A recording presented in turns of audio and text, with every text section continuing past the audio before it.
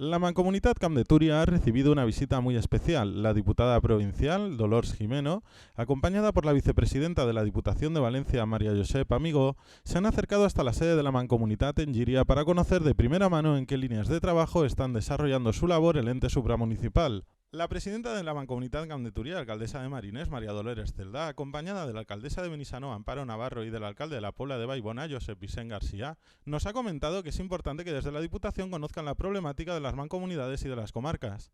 Lo que pedimos es la ayuda necesaria para poder hacer realidad todas nuestras necesidades. Y la parte de esa ayuda viene dada por, evidentemente, mayor consignación presupuestaria, que es lo que nosotros necesitamos, pero aparte también es la libertad para que esas consignaciones presupuestarias podamos acometerlas en aquello que creamos nosotros interesantes y además fundamentales para nuestro desarrollo, no que nos vengan dadas. Ese es el criterio que ha seguido la Diputación estos últimos años y no me cabe la menor duda que a partir de ahora también seguiremos con la misma línea. Por su parte, la diputada provincial de Mancomunidades, Dolors Jimeno, ha explicado que la visita de hoy representa seguir en la ronda de contactos que estamos haciendo con todas las mancomunidades para conocer qué necesidades tienen las mancomunidades y cómo podemos ayudarlas. Els nostres pobles, les comarques i les mancomunitats són molt necessàries a efectes també dels serveis que presten als seus pobles i de tots els serveis que es poden mancomunar, i ahir sí que la Diputació el que volem és poder col·laborar perquè els diners de la Diputació puguen arribar també a les mancomunitats i així prestar uns millors serveis.